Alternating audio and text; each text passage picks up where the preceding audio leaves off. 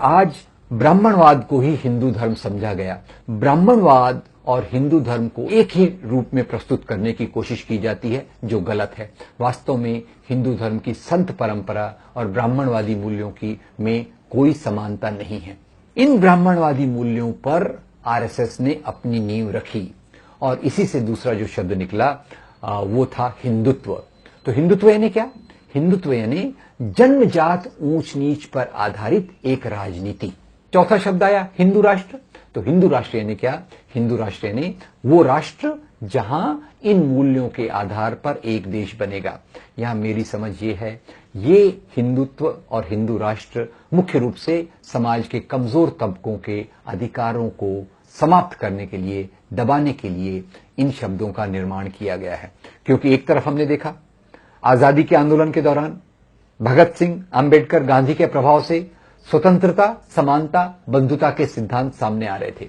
तो दूसरी ओर से आरएसएस ने जो सिद्धांत रखे वो थे पुरातनपंथी, वो थे मनुस्मृति को छुपे रूप से नए रूप से प्रस्तुत करना, वो थे ब्राह्मणवादी मूल्यों को नए आधार पर प्रस्तुत करना। खैर, आरएसएस के बनने के बाद एक महिला लक्ष्मीबाई केलकर 1936 में आरएसएस में शामिल होना चाहती थी। जब वो आरएसएस में शामिल होना चाहती थी तो उन्हें इस बात की अनुमति नहीं दी गई। इसके बदले उन्हें कहा गया कि आप आरएसएस में तो नहीं आ सकते, आप एक दूसरा संगठन बनाइए, उसका नाम होगा राष्ट्र सेविका समिति। तो आप इन दोनों में फर्क देखिए, राष्ट्रीय स्वयं सेवक संघ और राष्ट्र सेविका समिति।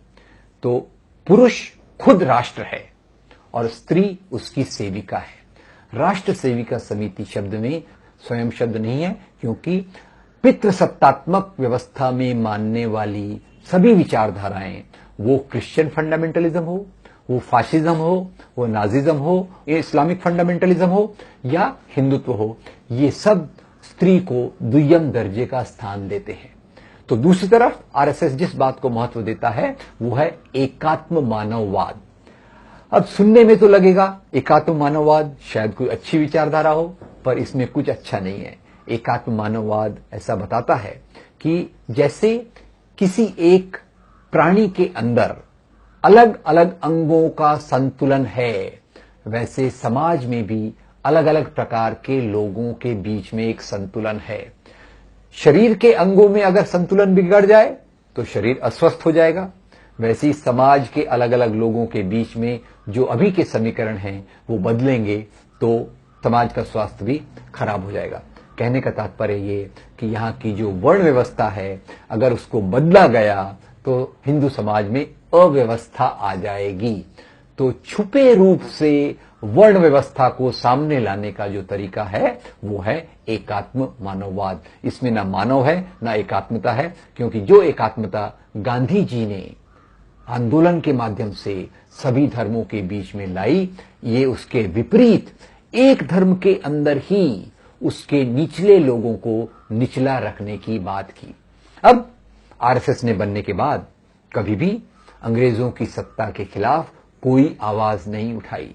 आरएसएस ने अपने बनने के बाद उस समय जो सामाजिक आंदोलन चल रहे थे, समता के आंदोलन, दलितों की बराबरी का आंदोलन, स्त्रियों की बराबरी का आंदोलन, उसमें किसी प्रकार का कोई सहयोग नहीं दिया। और ये आरएसएस की विचारधारा उन स्वयंसेवकों में कूट कूट कर भर दी गई जो आज अलग अलग तरीके से अलग अलग संगठनों में रहकर हिंदू राष्ट्र के निर्माण के लिए भारत के धर्मनिरपेक्ष मूल्यों को समाप्त करने की कोशिश कर रहे हैं। आजादी के बाद जब नया संविधान बनने लग गया तो उस समय आरएसएस के लोगों ने कहा, अरे नए संविधान की क्या जरूरत है, भारत के पास तो पहले से ही एक अच्छा संविधान है।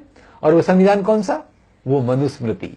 अब ख्याल कीजिए, ये वो मनुस्मृति है जिसको डॉक्टर भीमराव बाबा साहब अंबेडकर ने जलाया, क्योंकि उन्होंने कहा मनुस्मृति में शूद्र और महिलाओं की गुलामी के कानून दिए हैं, ये मुझे मंजूर नहीं है, इसलिए मैं इसको जलाता हूं।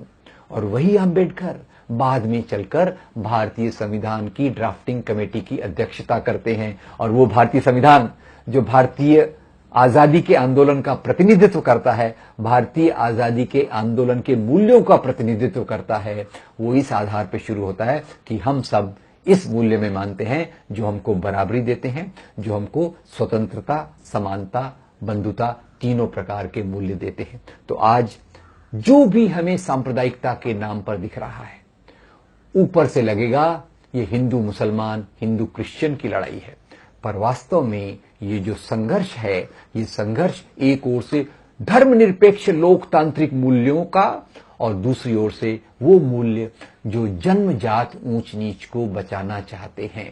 ये बात निश्चित है कि आज सांप्रदायिक राजनीति के कारण सबसे बड़ा जो नुकसान हो रहा है वो समाज के गरीब तबकों का, समाज के दलितों का, समाज की महिलाओं का, समाज के आदिवासियों का, समाज के मजदूरों का हो रहा है। इस बात से हम इनकार नहीं कर सकते कि भारत ने 1950 से 80 के बीच में एक सफर तय किया जिसमें आजादी के आंदोलन के मूल्य और मजबूत करने की कोशिश की गई। 1980 के बाद से, जब से राम मंदिर का आंदोलन और आरएसएस को मजबूत बनाने की प्रक्रिया की गई, तब से यहां के कमजोर तबकों के अधिकारों में एक प्रकार का हनन होता दिखाई दे रहा है। आप देखें 1948 में जब महात्मा गांधी की हत्या की गई, उस समय आरएसएस पर बैन लाया गया क्योंकि नाथूराम गोडसे पहले आरएसएस के स्वयंसेवक थे और उनके भाई गोपाल गोडसे ने लगातार इंटरव्यू में कहा कि हम आरएसएस के सदस्य थे। इस आधार पर आरएसएस पर बंदी लाई गई और सरदार पटेल ने भी बंदी लाते समय कहा कि आरएसएस के दुष्प्रचार के कारण ही महात्मा गांधी की हत्या हुई, इसलिए आरएसएस पर बंदी लाना जरूरी है। अब वो बंदी तो खैर बाद में उठ गई क्योंकि हर एक कानून पूरा ठीक से चलता है, नहीं चलता, पर इसके बाद से आरएसएस ने बाकी संगठनों को जन्म देना शुरू किया और उसमें पहला संगठन था भारतीय जनसंघ। इन्होंने अमेरिका की नीतियों के चलते इन्होंने सरकार को पत्र लिखा कि कम्युनिस्ट जो हैं, जो मजदूर आंदोलन का नेतृत्व कर रहे हैं, वो देश के लिए खतरा है। अगर आप हमें जेल से छोड़ देते हैं तो कम्युनिस्टों को खत्म करने के लिए हम आपकी पूरी मदद करेंगे। याद रखिए, इसी समय अमेरिका में मैकार्थिज्म चल रहा था जो कम्युनिस्टों को खत्म कर रहा था। तो यहां उनकी पॉलिसी मिली। और दूसरा जो उनकी नीति मिली वो तब मिली जब अमेरिका ने वियतनाम पे हमला किया। जब अमेरिका ने वियतनाम पे हमला किया, पूरी दुनिया के लोगों ने अमेरिका की निंदा की आरएसएस को छोड़कर।